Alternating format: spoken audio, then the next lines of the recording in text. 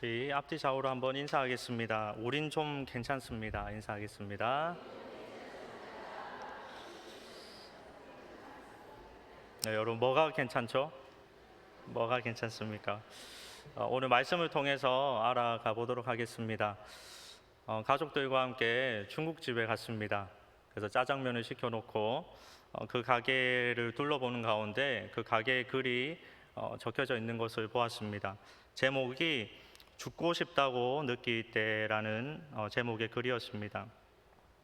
가장 먼저 죽고 싶다는 생각이 들면 하루 동안 아무것도 먹지 말아 보세요. 배고파 죽습니다. 죽지 않았다면 앞선 하루 동안 못 먹었던 음식을 쌓아놓고 다 먹어보세요. 배 터져 죽습니다. 이것도 안 되면 하루 동안 아무 일도 하지 말아 보세요. 심심해 죽습니다. 그래도 안 죽으면 자신을 힘들게 하는 일들에 맞서서 2배로 일해보세요. 힘들어 죽습니다. 혹시나 안 죽으면 500원만 투자해서 즉석 복권을 사세요. 그리고는 긁지 말고 바라만 보세요.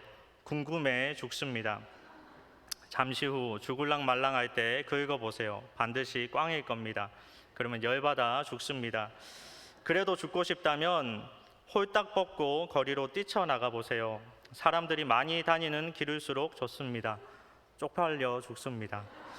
이상의 방법으로도 죽을 수 없다면 아직은 자신이 이 세상에서 할 일이 남아있다는 이유일 것입니다. 제가 중국집에서 짜장면을 시키고 기다리는데 이 글을 읽으면서 얼마나 은혜를 받았는지 모릅니다. 성도님 여러분, 우리는 아직 살아갈 이유가 많이 있습니다. 또 우리의 삶을 자세히 보면 감사할 일들도 너무나 많습니다. 한마디로 견딜 수 있고요. 한마디로 좀 괜찮습니다. 오늘 말씀은 마태복음에서 하나님의 아들 예수님이 이 땅에 어떻게 오게 되셨는지에 대한 말씀입니다. 예수님은 어머니 마리아가 성령으로 잉태한 아들입니다. 우리가 잘 알듯이 마리아의 약혼자 요셉은 약혼만 했지 아직 결혼도 동거도 하지 않은 상태입니다. 그런데 마리아가 아이를 가졌습니다. 여러분 얼마나 황당한 일입니까? 여러분이라면 어떻게 하시겠습니까? 요셉은 이렇게 하려고 했습니다. 마태복음 1장 19절 말씀을 함께 보겠습니다. 그의 남편 요셉은 의로운 사람이라 그를 드러내지 아니하고 가만히 끊고자 하여. 요셉은 의로운 사람이라서 문제를 삼지 않고 조용히 결혼을 취소하려고 했습니다. 그런데 성령님이 하나님의 사자가 성령으로 된 일을 설명하고 그리고 요셉은 마리아와 결혼을 하게 됩니다. 그렇게 예수님은 이 땅에서의 육신의 몸으로 어쩌면 환영받지 못한 그런 첫걸음을 하셨습니다. 그러나 우리가 잘 알듯이 예수님은 온 인류를 위한 삶을 사셨습니다. 이 시간 우리 예수님의 삶을 생각해 보기를 원합니다. 그리고 왜 우린 좀 괜찮은지 오늘 그 이유를 3가지로 살펴보기를 원합니다. 그 첫 번째는 예수님은 누울 곳이 없으셨는데 우리는 누울 곳이 있으니 좀 괜찮습니다. 혹시 여기 계신 분들 가운데 태어날 때 말 구유에 누우신 분 있습니까? 없죠. 혹시 여러분 가운데 태어나자마자 자신을 죽이려고 달려드는 사람이 있었던 본 적 여러분 있으십니까? 아마 없으실 것입니다. 누가복음 2장 7절에 이렇게 말씀합니다. 첫 아들을 낳아 강보로 싸서 구유에 뉘었으니 이는 여관에 있을 곳이 없음이러라. 또한 마태복음 2장 16절에는 이렇게 말씀합니다. 이에 헤롯이 박사들에게 속은 줄 알고 심히 노하여 사람을 보내어 베들레헴과 그 모든 지경 안에 있는 사내 아이를 박사들에게 자세히 알아본 그때를 기준하여 2살부터 그 아래로 다 죽이니. 예수님은 마구간에 태어난 것도 모자라 말 구유에 누우셨고요. 또 예수님은 그것도 모자라 죽음의 위험 속에서 태어나셨습니다. 그리고 또 예수님께서 이렇게 말씀합니다. 마태복음 8장 20절 말씀을 우리 함께 읽겠습니다. 예수께서 이르시되 여호도 굴이 있고 공중의 새도 거처가 있으되 인자는 머리 둘 곳이 없다 하시더라. 아멘. 머리 둘 곳이 없다. 말 그대로 휴식을 취할 만한 집도 없는 너무나 가난하고 피곤한 상태다라는 말씀입니다. 사랑하는 성도님 여러분, 저와 여러분은 누울 곳이 있습니다. 우리는 누울 곳이 있으니 좀 괜찮습니다. 그리고 저와 여러분은 우리를 죽이려고 하는 그 사람이 없으니 좀 낫습니다. 무엇보다도 살아계신 예수님께서 우리와 함께 하시니 우리가 그 예수님께 기댈 수 있으니 우리는 좀 괜찮습니다. 우리에게 주어진 삶에 조금 불편해도 감사할 줄 아는 인생을 살아가시기 바랍니다. 조금 어려워도 만족할 줄 알고 조금 두려워도 평안을 누리는 예수님 한 분 바라보는 저와 여러분의 인생이 되기를 주님의 이름으로 축복합니다. 두 번째입니다. 예수님은 홀로이셨는데 우리는 함께이니 좀 괜찮습니다. 예수님의 삶을 보면요, 고향 사람들이 반겨하지 않습니다. 예수님을 이상하게 생각합니다. 더 나아가서 예수님을 따르던 무리들이 다 도망을 가고 예수님을 십자가에 못 박으라 소리칩니다. 또 예수님과 함께했던 제자들 가운데서는 예수님을 팔아넘기는 제자도 있었고 또 예수님을 다 모른다 멀리 도망쳐 버립니다. 그리고 우리 잘 알듯이 수제자 베드로는 예수님이 잡혀 고난 당하는 것을 보고도 예수님을 모른다고 3번이나 부인합니다. 한마디로 너무나 외로운 인생을 사신 것입니다. 그런데 우리는 어떻습니까? 가족이 있습니다. 또 친구가 있습니다. 나를 걱정해주고 기도해주는 우리 성도들이 있습니다. 독일이 낳은 유명한 화가 가운데 디러라는 사람이 있습니다. 그의 그림 중에 우리가 잘 아는 기도하는 손 아시죠? 기도하는 손이라는 작품이 있는데 양손을 모으고 기도하는 모습을 그린 것입니다. 이 그림에는 아주 귀중한 친구의 사랑이 배경이 되어 있습니다. 내용은 이렇습니다. 디러와 그의 친구는 한 마을에서 같이 자라며 화가의 꿈을 키웠습니다. 그러나 두 사람 모두 가난했기 때문에 더 이상 그림 공부를 할 수 없습니다. 이때 디러의 친구가 이렇게 제안합니다.